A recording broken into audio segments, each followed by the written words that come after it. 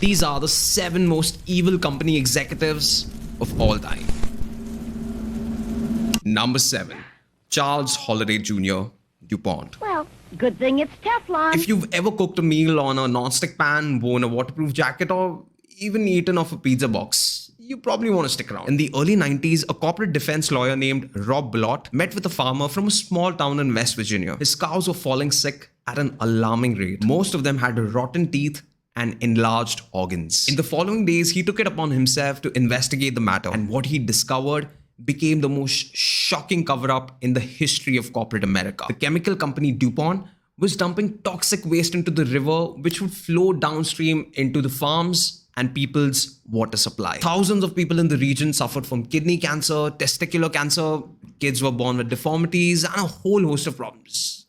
Not to forget the dental issues. The toxic waste contained a class of chemicals called PFOA, commonly known as Teflon. It's a substance commonly used in non-stick cookware and waterproof stuff. But the story gets even scarier. Court documents and leaks show that DuPont knew about the dangers of PFOA as early as the 1970s. To test the dangers of these chemicals, researchers were looking for a control group of people with clean blood for comparative study. But as this environmental activist points out, what they found was horrifying. There was no clean blood.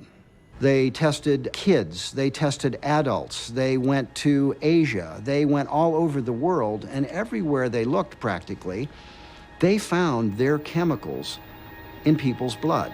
During most of this time, Charles Holliday Jr. was the chief executive at DuPont, and as depicted in the movie Dark Waters, did absolutely everything to cover up the story. Multiple class action lawsuits were filed against DuPont, with compensatory damages reaching over $1 billion.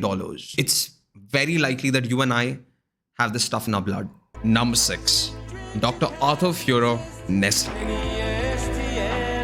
Nestle is the largest food and beverage company in the world. Today, they make chocolates, cereal, packaged food, ice creams, bottled water, and countless other products. But Nestle's most successful and profitable product is baby formula. You might want to know the story behind how this came to be. Back in the day, baby formula was a product specifically marketed towards mothers who couldn't breastfeed their kids for whatever reason. But in the 1970s, sales started slowing down. And so Nestle, led by Dr. Arthur Fuhrer, realized, what if we could market this product not just to mothers who can't breastfeed, but to all mothers? We can finally have our own infinite money printing machine. But they had a problem.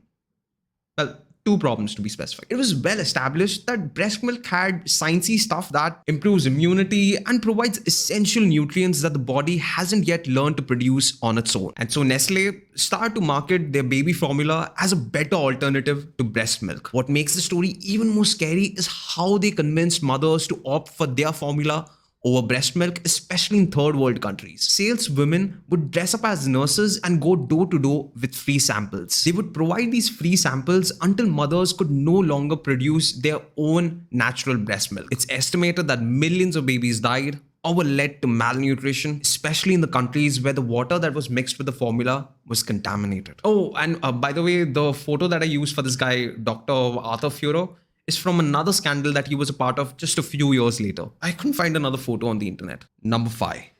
Richard Sackler, Purdue Pharma. Since I've been on this new pain medication, I have not missed one day of work. Eventually, it stopped working, and it got increased. I think it was 40 in the morning and 40 in the evening. And then eventually that got increased.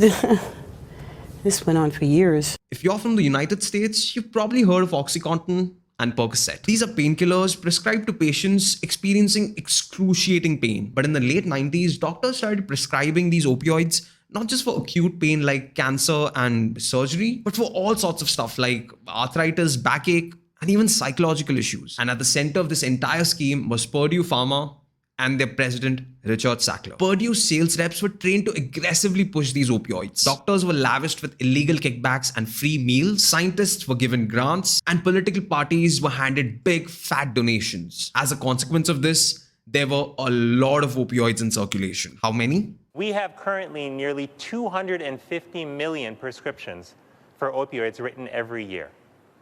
That's enough for every adult in America to have a bottle of pills and then some. It was later found that Purdue knew exactly what they were doing. If patients are given 7 days of opioids, they have a 1 in 10 chance of getting addicted to it. Is this where the idea of a 7-day free trial comes from? Unfortunately, the problem doesn't stop there. Most people addicted to oxy would eventually look for cheaper alternatives like heroin and fentanyl, which are extremely lethal. More than 100,000 people died in 2021 due to opioid overdose in the United States alone. That's more than gun violence and car accidents combined. At the dawn of the opioid crisis, when 59 people were found dead in a single state, Richard Sackler was quoted saying, "This is not too bad. It could have been far worse." In 2023, Purdue pleaded guilty and settled the case for $6 billion with no criminal charges against Richard and the Sackler family. But the US Supreme Court has blocked the settlement and are reviewing the case as we speak. Number 4. Warren Anderson, Union Carbide. If you don't think it's as good as we say it is, watch the birdie.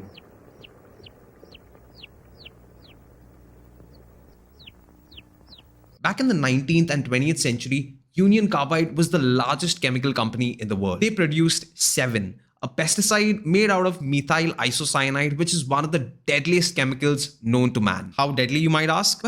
It was used in chemical chambers for capital punishment. They had 3 functioning plants that made these pesticides, one in the United States, one in France, and one in Bhopal, India. But in the 1970s, India was hit with an extreme famine. Crops were dying and the demand for pesticides dwindled. So budget cuts of over $8 million ensued, with the factory running at 25% capacity on a skeleton crew. Maintenance was glossed over, non-functioning parts were never replaced, and people lacked the necessary training to operate the plant. This set the stage for the worst industrial accident ever recorded in human history. On the 2nd of December 1987, while the city slept, a cloud of invisible gas leaked from the plant in Bhopal. By morning, thousands of people were found dead. In the weeks and months that followed, the gas leak continued. Infant mortality doubled, cancer rates skyrocketed, and children were born with severe physical and neurological defects. Experts believe that between 16 to 30,000 people lost their lives, and more than 500,000 people suffered permanent disabilities as a result of the disaster. Union Carbide paid $470 million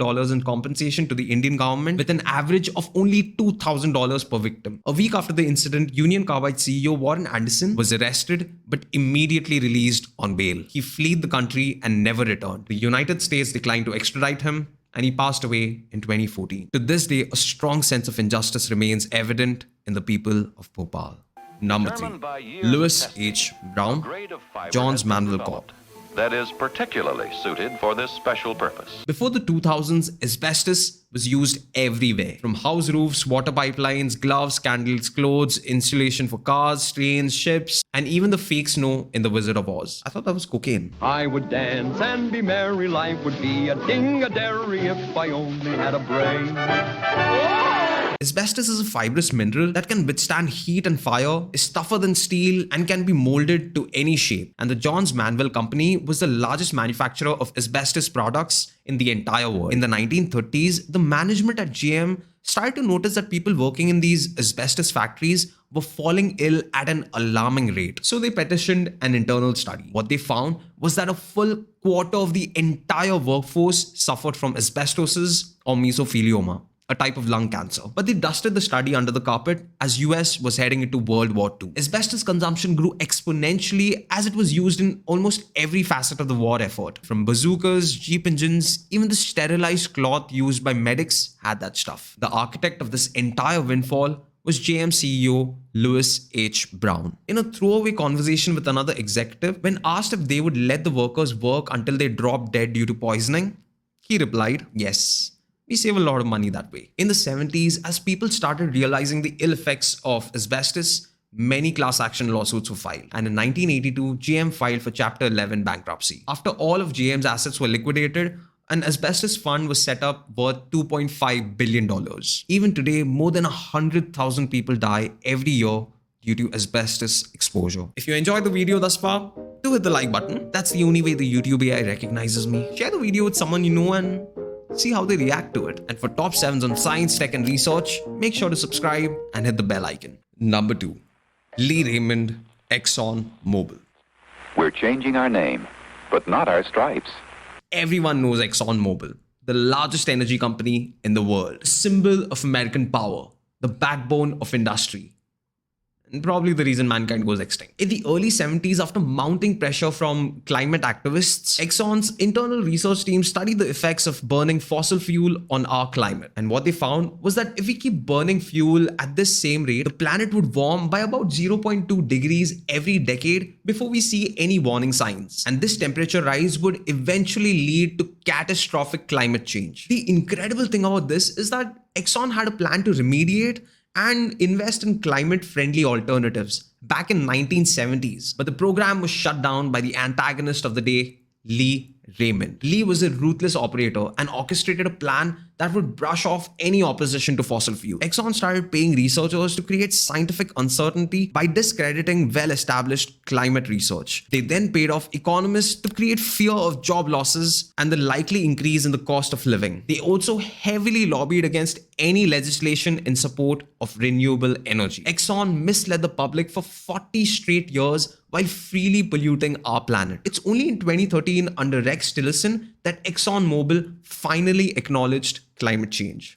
And in response, what did they do? They replaced fossil fuel with natural gas and pushed it as clean energy. Of course, we now know that natural gas produces methane, which is orders of magnitude worse than burning fossil fuels. I genuinely can't believe that the fate of humanity lies on the shoulders of a Swedish schoolgirl and a billionaire sociopath. Number 1. John W. Hill and Knowlton. Yes, you'll feel better. And here are the reasons why. In case after case, coughs due to smoking disappear. Parched throat clears up. That stale, smoked out feeling vanishes. Today, it's pretty common knowledge that smoking is terrible for your health. Smokers have a 94% chance of inducing lung cancer. But to my surprise, this was pretty common knowledge even back in the 1950s. And as a result, tobacco companies were scrambling to save their tanking business. And so, on December the 15th, 1953, a meeting took place in the Plaza Hotel in New York City between the senior executives of American tobacco companies and John Hill, a partner at the public relations firm Hill and Knowlton, who knew that the minutes of this meeting would form the most comprehensive blueprint on how to cover up public health disasters while racking up record profits. First, fund a bunch of researchers to say that your product is the healthiest thing ever. Then buy a bunch of ads on TVs, newspapers, and radio. Then pay doctors to use your product, which will build credibility. You sprinkle in a bit of sex appeal by getting actors to use your product. And if everything goes tits up, move to a third world country and sell at a discount. This PR guy was basically the Messi of corporate malfeasance. I'm pretty sure that the company that's responsible for the next man-made crisis is going to use this exact strategy. My bet is on one of the tech companies that are trying to build AGI, and the thing goes on a killing rampage. By the way, GPT-4 is already showing signs of world domination. Want to know more? Check out the 7 times AI went rogue. I'll see you there.